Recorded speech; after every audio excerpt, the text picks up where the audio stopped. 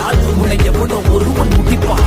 நேற்று செய்த தவறை நீ மேலும் மேலும் செய்தால் மேலே உள்ள அவனோ உன்னை கீழே மிதித்து கொள்வான்.